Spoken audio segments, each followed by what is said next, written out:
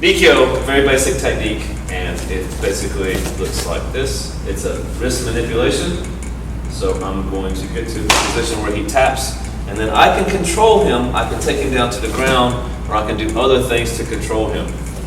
All we're going to talk about is the Nikkyo. We're not going to do any takedowns. We're just going to go over the basic technique and how to avoid some of the errors that people make when doing the Nikkyo. So let's talk about the Nikkyo itself. What is the whole point of the Nikkyo? To reduce the angle of this joint as small as possible to stretch out these tendons so that the pain is created in the stretching of the tendons and ligaments, right? That's where the nerves are. And then after we reduce this angle, we give it another twist like this. So every Nikkyo is the same thing. This one, you reduce this angle and then you twist. This one, you reduce this angle and then you add that twist. This one, okay, you reduce that angle here and you add that twist. So it's that two-directional compression that causes the pain, and that's what we need to remember every time we apply Nikkyo, because this is where number one mistake of Nikkyo is made.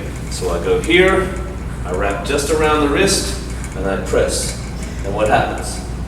If his wrists aren't strong, if he's never done Aikido or never done a wrist technique before, he'll tap. But if he's a bricklayer or an Aikidoka, he's not going to tap. He's going to reverse it. Okay? And why? Because if you look at the angle of the wrist, it's very wide. And why is that? Because my wrist is blocking that wrist from that angle from getting smaller. So, number one mistake I see in Nikkyo is just putting the hand here. You see this in many different styles and applications, but you have to go around the hand to get out of the way of that wrist. And that way that angle can go smaller. So watch from the other side. So here, incorrect method, right? This is the wrist angle. Correct method decreases it by, I don't know, a couple centimeters at least, right? Or at least a couple millimeters. So I want to make that angle smaller, and that allows me to apply more pressure to it. So that's the first thing. So we're just going to start from cross arm grab. Okay, step to the side, striking, trap. If you want to use Nikkyo as an escape, don't trap. Okay? Nikkyo as an escape, don't trap. But know that he's going to let go. And I have seen demonstrations where Nikkyo was done without the trap and he just holds on. Right? But what would you do in real life? Boom, he's gonna let go. So there's no time. If you want to control him, you cannot do Nikkyo this way and expect him to hold on, because he won't. But Nikkyo can still be effective because here, I can turn it into an escape, boom, boom, depending on what I want to do. If I have the luxury of controlling him, I'm going to control him. So that if he tries to pull away, right? Now, what happens when he does pull away? So here's what, if we do an improper trap, here's an improper trap. I'm just going to put my hand like this, okay? And he pulls away. Not too hard to pull away. If I do the proper trap where I pin his fingers with my palm, okay? Now when he tries to pull away, all he's going to do is pull me into him. So I'm going to go for the Nikkyo. He's going to pull as soon as he feels me move. See that? He actually pulls me in towards him. So the mistake would be to do this and think he's going to hold on. But if you trap him properly, he will. So just this one basic one, but I want you to really think about how changing the position of this hand decreases the angle of the wrist and how you can use that to make the Nikkyo more effective. Okay? So with Nikkyo, if he's holding on tightly and he really has that grip, and I try to come up like this, I'm fighting his strength here. So that's one thing that we don't want to do, is try to fight against his strength. So it's more like this movement here. So I'm going to shift and just turn my hand and rotate a small circle here. Rather than trying to create a big circle like a clock watch, I'm actually just going around like this. So it ends up looking like this. So on the other side, I'm not going up and around here. I'm actually coming straight to here. So it doesn't matter how hard he grabs. Grab as hard as you can. Right? If he's grabbing hard and I try to do this, there's some clear resistance here. Use both hands. Okay, just like support that, okay? So with two hands, it's really strong, but this, two hands here, right? So not coming up like this, but more like this. Yeah. Okay, Nikkyo from same side grab. So this is another very basic technique, although it's difficult to do correctly. So we're just gonna, for this one, we're gonna move in an atemi, first thing. Okay, we wanna definitely get away from that hand. So if that punch is coming in, here, or it could be just a grab, something else happening. I need to get out of the way this way. So, something like that. Atemi, reaching over, and for the trap, okay? Then my hand comes around like this. And again, we decrease this angle here, and we cut across like this. So when he's grabbing me, I come in through here, and then I'm cutting back into his wrist. So from here, same thing, strike, trap, bring the hand around. I don't want to, like before, I don't want to make a big movement like this. It's just a small movement here. I'm going to decrease that angle and then come back into him like this. You may see something that looks familiar because when I finish this technique, it looks like the other one here. Yeah. So we will do this one later as another technique. But for now, also, same thing goes with the trap. If I want to use this as an escape, I can. So say I want to just get out of this grasp. But be ready to punch because, again, he's not going to hang on like you might see someone and heel holds on. Hold on. So this would be, so you saw his natural reaction is to let go. If I tell him to hold on and he kind of fakes it, yeah, I can do this, but it's not going to happen like that. So I have to either trap him and hold that hand in place, palm on his fingers again, and then execute the Nikkyo. Or I just need to look at this as an escape and go and start throwing punches. But that's not what we're doing. We're doing the actual Nikkyo. So make sure you trap. So stepping atemi, right to the trap. I like to punch to the face because then the hand comes right down for the trap. You can do a number of strikes, back fist, trap, and then I'm going to come up. Don't stop here.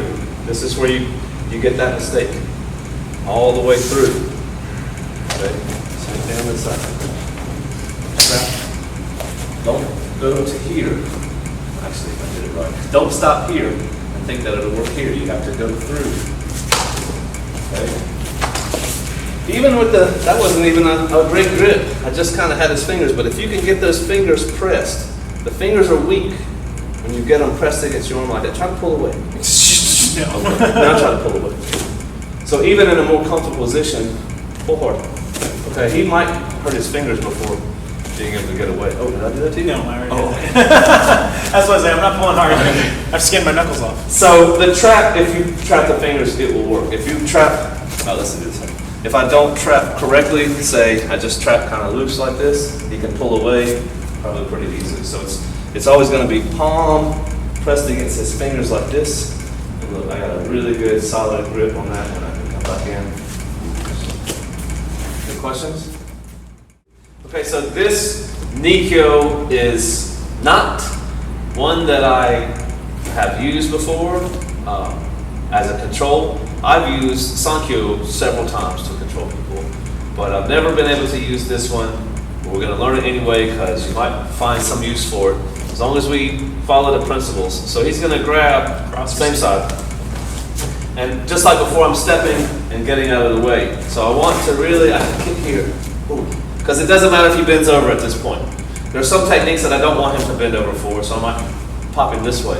But if I'm doing this, it's okay, because the next thing I'm going to do is come around like this, bring him down like Nikkyo, and then come up into the Sankyo here. You mean Nikkyo? No, first Nikkyo and then Nikkyo. I'm sorry, Sankyo, you're right. No, I said Nikkyo, Sankyo. Yeah. I'm saying I'm kind of wrong. So. Nikkyo, okay. There, scratch that. It was Ikkyo, then Nikkyo. So really, I can tell you that the Nikkyo will work, because I've done the Nikkyo to people in fights. So I know that worked. I never had to go up into a secondary technique, but I'm pretty sure that if you're trying to get an Nikkyo on someone and you get to this point and he stands back up, boom, you can just switch it like this. Okay, and here's where we get the carry. Now, he's submitting. I can move him around. I'm not going to because it hurts. But the question then is, are you just going to stand here and hold him? Well, if I get to this point and he submits and he's okay, then I can say, okay, let's go outside. But if he starts swinging at me, right, what do I have? I have two options. One option is boom or boom with my fist because I'm right here for whatever shot I want to make. It's already there. The other option is to go just like this. Because if I have this, and he's going to tap right now, right, and I just started it. So imagine I'm in this position, he's tapped, and I go like this. Everything's going to break. Not that we wanted to, because I mean, honestly, if I wanted to just break him, I would just start smashing him like this, right? But we give him a chance to comply, and if he doesn't, then we can break. That's the thing I love about Aikido. I'm not going to have a soft kick and a hard kick for you if I'm going to do karate on you. All the kicks are going to be hard, right? A soft kick doesn't exist in karate. But in Aikido, we have this range of movement. So once again, stepping to the side, striking, or you can also step, boom, and pop. To atemi if you want. Coming around here, and the same thing we did before. We're controlling that thumb here and controlling the hand here. That way when I get over, I actually have control of him with one hand. Okay? Not that I want to do that because I'm not cool. This is a bonus atemi if you want. Now, this is tight. See that?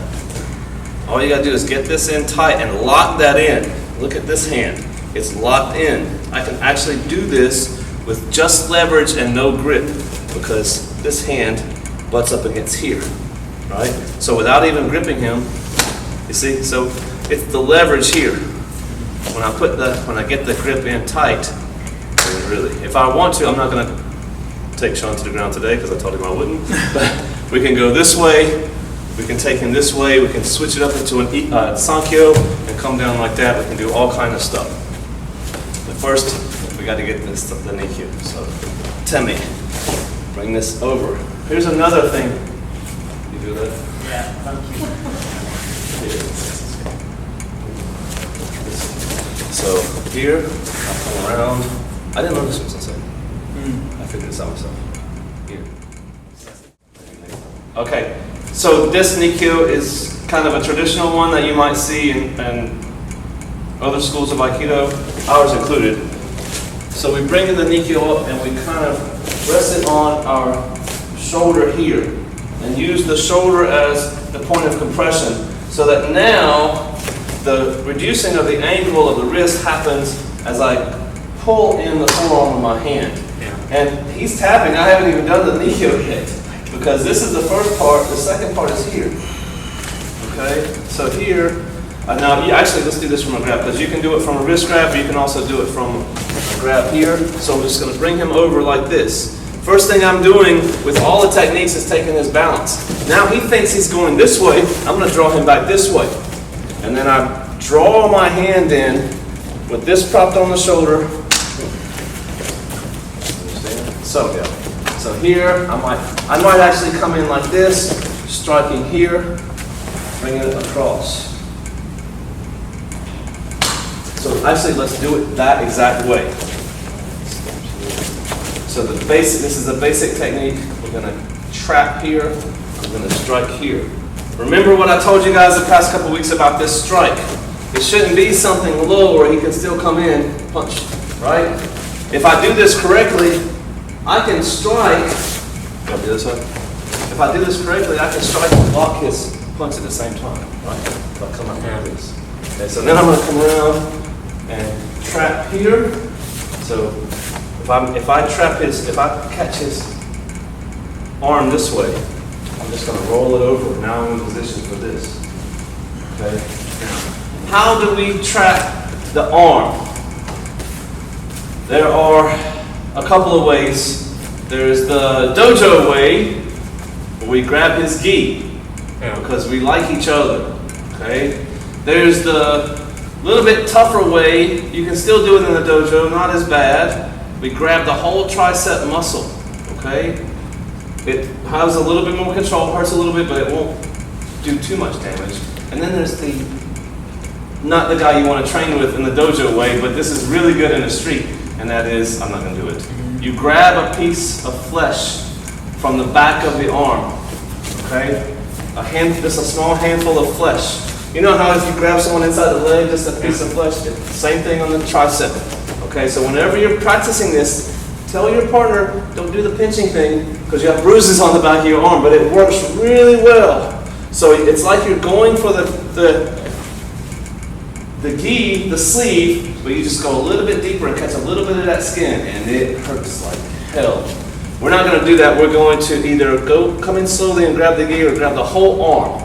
I like the whole arm because if the guy's wearing a t-shirt. Yeah, and most people aren't going to be wearing long sleeve shirts, right, except in the winter. And then the shirt, if I go for the whole arm and it slips, I get the skin. Yeah. If I go for the sleeve and I tear the sleeve off, I got nothing, probably a punch in the face, right? So I would say my favorite would be to just go for the whole tricep, and you can get some nerve damage here if I press between the muscles on both sides with the. Yeah. So here, both inside and outside, I can cause some little pain there with the nerves. So we can go same side, we can go opposite side. So we're gonna go. Try. This also helps to off balance it, right? So if he's standing strong, see, I'm pulling his balance like this, and then here, and now I'll bring it right to you. Okay? And remember, the more you can get that angle, the smaller you can get that angle, and then the more you can make that bend right there where more pain you see. This one's, I don't know about this one, because when you make it work, it really hurts, but you might have to say this one is for fun, and if you manage to pull it off, you manage to pull it off. But it is a really good control technique if I can make it work. So I'll come in like this, and I trap, bump, and I'll come in here. Actually, these kinds of techniques work well against people who are a problem for you, but not a serious problem. So for example, I could probably make that work on a high school kid or a drunk adult. Yeah. Because I have made those things work on high school kids and drunk adults. Sankyos, Ikkyos, those kind of things, right? And it looks like you'd never be able to pull it off, but if you can get to here, you can pull it off. You know how fast that is? So I'm trying not to wreck his wrist, but watch how fast if I can get to Nikkyo, so I'm here. Yeah. So basically, That's not slow. if you slow it down, So slow it down. So first I'm going to pop it, boom, obviously, and take a little bit of some energy away.